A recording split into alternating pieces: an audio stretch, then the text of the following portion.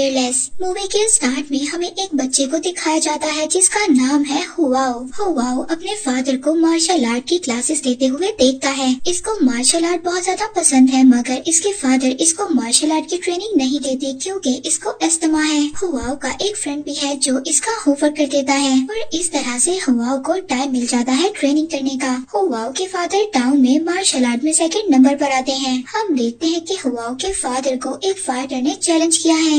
ये फाइटर भी martial arts में बहुत ज्यादा एक्सपीरियंस्ड है। हुआओ फाइट को लेकर बहुत ज्यादा कॉन्फिडेंट और एक्साइटेड है। उसको पता है कि उसके फादर ही जीतेंगे। मैच के स्टार्ट में हुआओ के फादर बहुत ज्यादा अच्छा खेल रहे थे। उनको पता था कि वही जीतेंगे। हम देखते हैं कि जब वो अपने ओपोनेंट फाइटर को हराने वाले होते हैं तो वो अपना अटैक रोक देते हैं। न जाने वो क्या सोच रहे थे कि इनके इस अटैक की वजह से ओपोनेंट मर भी सकता था। अब ओपोनेंट फाइटर हुआओ के फादर का सीधेपन का फायदा उठाकर इन पर अटैक करना शुरू कर देता है और बहुत ही बदतमीजी के साथ बिना रूल्स को फॉलो करते हुए हुआओ के फादर को हरा देता है। हुआओ इस इंसिडेंट की वजह से बहुत ज्यादा दुखी था। तभी हम देखते हैं कि उसी आदमी का बेटा आकर हुआओ को चैलेंज करता है। वो कहता है कि मेरे फादर ने तुम्हारे फादर को हराया और अब मैं भी तुम्हें हरा दूंगा। मगर हुआओ इसके चैलेंज को एक्सेप्ट करता है। इन दोनों में फाइट होती है और इसमें हुआओ हार जाता है। ये सोच रहा था कि ये अपनी फैमिली की इज्जत को बरकरार रखेगा। ये अपने फ्रेंड के साथ एक लाइब्रेरी में जाता है। वहाँ पर से एक बुक चुरा कर लाता है जिसमें कि इसी फाइट के बारे में ट्रेनिंग थी।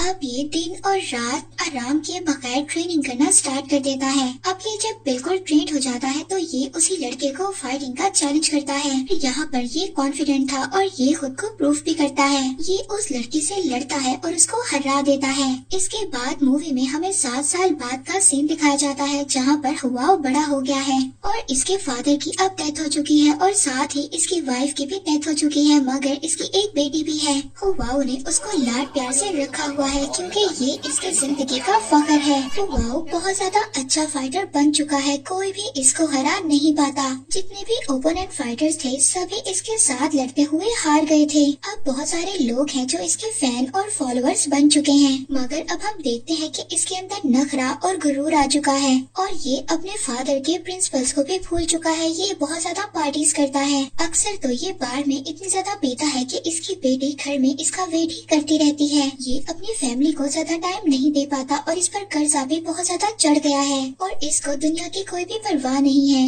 एक शाम जब ये अपने बेस्ट फ्रेंड के रेस्टोरेंट में था, इसका बेस्ट फ्रेंड एक बहुत अमीर आदमी बन चुका है और इसका अपना एक रेस्टोरेंट भी है। हुआओ अब वहाँ पर भी बहुत ज्यादा पीता है और अपने फॉलोअर्स को भी खाना और बहुत ज्यादा पीने का देता है। हुआओ के बेस्ट फ्रेंड को उसका असिस्टेंट कहता है कि हुआओ पर बहुत ज्यादा कर्जा है और उसने आपका भी बहुत ज्यादा कर्जा देना है। तो बेस्ट फ्रेंड हुआओ को समझाता है जो आज तुम्हारे फैन और फॉलोअर्स हैं वो सिर्फ तुम्हारे पीछे इसलिए हैं क्योंकि तुम उनको बहुत ज्यादा खाना देते हो। तुम्हें चाहिए कि तुम अपनी हैबिट्स को बदलो, मगर हुआओ को इसकी बातों का कोई भी असर नहीं होता।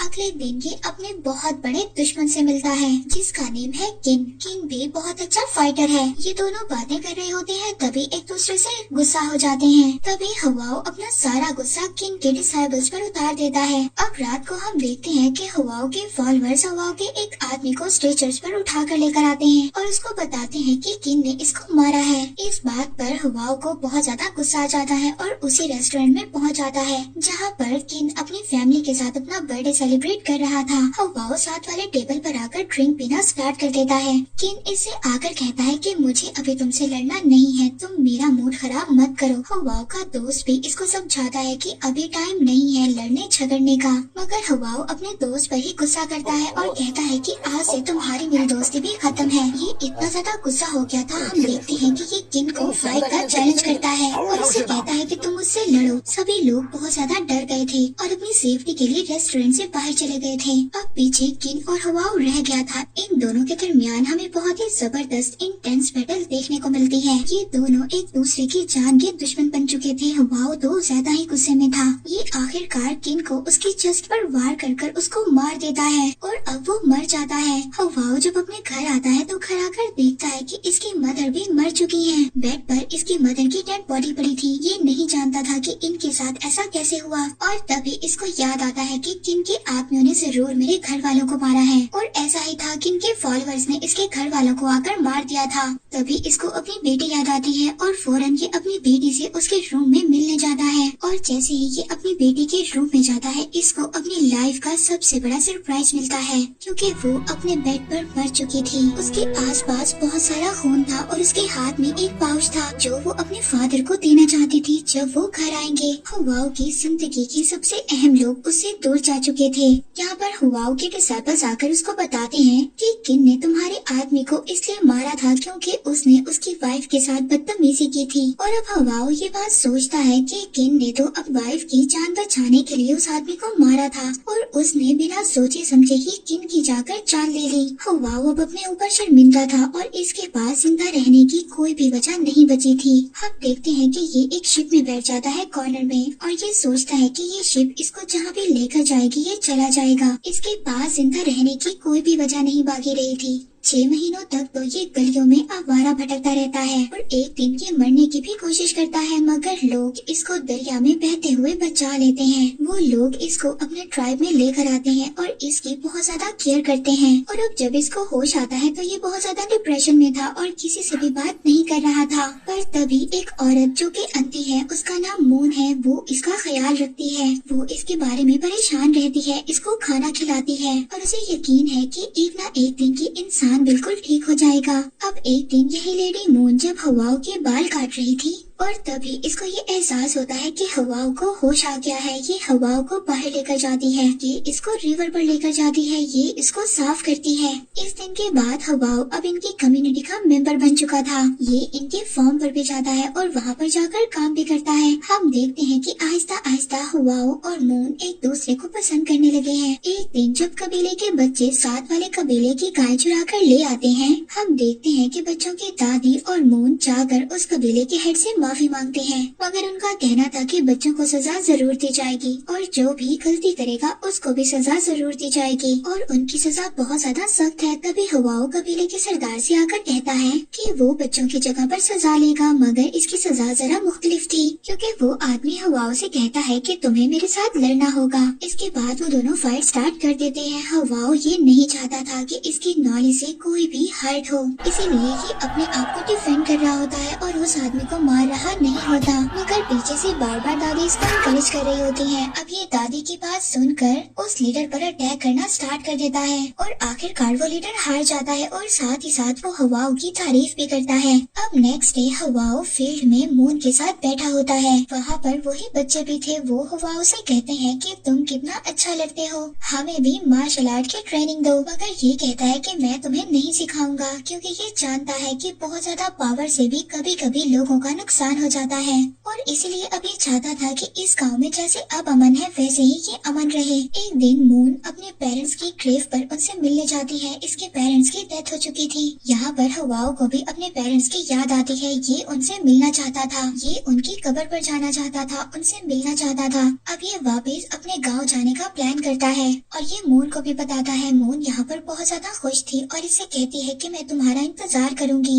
हुआओ जब अपने गाँव पहुँचता है तो इसका गाँव एक बहुत ही अलग जगह बन चुका था। वहाँ की डायनेस्टी गिर चुकी थी, बहुत सारी नेशंस ने चाइना पर अटैक किया था और यहाँ पर बहुत सारे फॉरेन रेजिडेंट्स आ चुके थे और साथ साथ यहाँ का कल्चर भी चेंज हो चुका था। हुआओ अपने घर में जाता है जहाँ पर इसका बचपन गुजरा था। वहाँ पर इसको इनकी फैमिली का सर्वेंट भी मिलता है, वो इसका वेलकम करता है। हुआओ अब अपने फादर की कब्र पर जाता है और वो अपने फादर से जाकर माफी मांगता है। अब इसको ये बात समझ आ गई थी कि जब उसके फादर की लड़ाई हुई थी तो वो लड़ाई में हारे क्यों थे, क्योंकि इसके फादर जानते थे कि लोग पावर में कभी कभी दुश्मन भी बन जाते हैं, क्योंकि वो ये नहीं चाहते थे कि उनकी वजह से उसकी फैमिली को कोई नुकसान हो। यहाँ पर हमें एक रेसलर के बारे में भी पता चलता है जो लोगों को चैलेंज कर रहा है फाइट का। ये बहुत अच्छा रेसलर है, आज तक इसको कोई भी नहीं हरा पाया। वो अपनी विक्ट्री को लेकर कॉन्फिडेंट है। यहाँ पर हुआओ भी इसके बारे में न्यूज पढ़ता है और अब ये उसको चैलेंज करना चाहता है। हुआओ अपने दोस्त के पास भी जाता है और उससे माफी मांगता है कि कुछ साल पहले उसने बहुत बहुत ज्यादा गलत किया था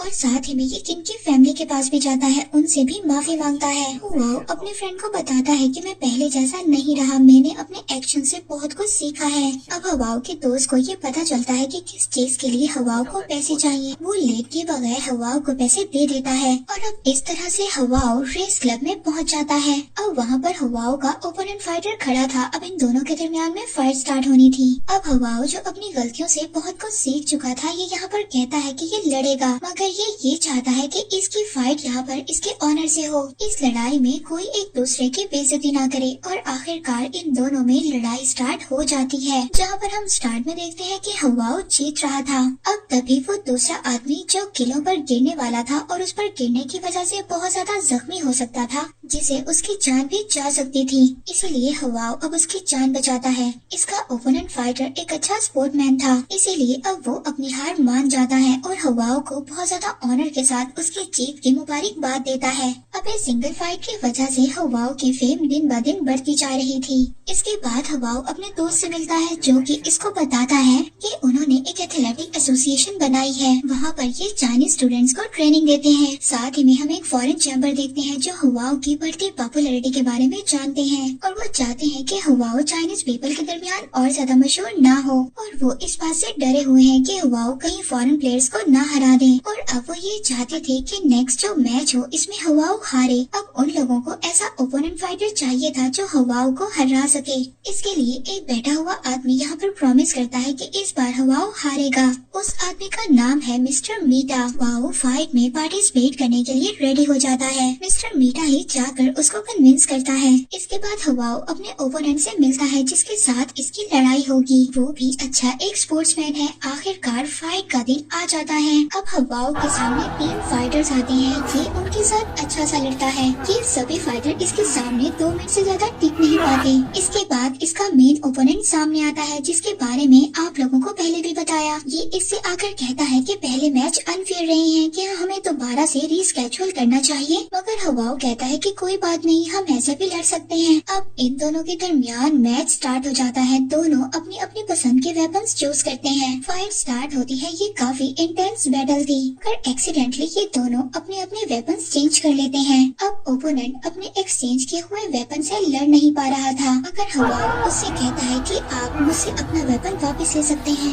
इसके बाद ये दोनों दोबारा से फाइट करते हैं। फर्स्ट राउंड में ड्रॉ होता है। ड्रॉ होने के बाद फर्स्ट राउंड के बाद ये दोनों रेस्ट करते हैं। अब हुआओ चाय पीता है, मगर मिस्टर मीटा ने इसकी चाय के अंदर जहर मिला दी थी। मैच स्टार्ट होता है। हुआओ फाइट कर रहा होता है, मगर तभी इसको खून की उल्टी आती है। ओपोनेंट फाइटर मिस्टर मीटा से कहता है कि मैच को कुछ देर के लिए रोक देना चाहिए, क्योंकि फाइटर की लाइफ खतरे में है। मगर कोई भी बात इसकी नहीं सुनता और हुआओ भी लड़ना चाहता था और वो अच्छे से जानता था कि अब उसकी मौत नजदीक है, मगर मरने से पहले वो लड़ेगा। मरने से कुछ सेकंड पहले भी ये अपने ओपोनेंट की चेस्ट पर वार कर रहा होता है, मगर तभी ये अपने पंच को रोक लेता है, क्योंकि इसने अपनी गलतियों से सीख लिया था। वहाँ पर ओपोनेंट जो सब कुछ समझ गया था कि उसने अपना वार क्यों रोका है, और वो अच्छे से जानता था कि अगर हुआओ उसको मारता तो वो जीत जाता, और अब इसीलिए ये ओपोनेंट हुआओ को विनर करार देता है। एंड में हम हुआओ को देखते हैं जो अपने फ्रेंड की बाहों में मर चुका है। एंड में हम ओपोनेंट को देखते हैं जो मिस्टर मीटा से कह रहा था,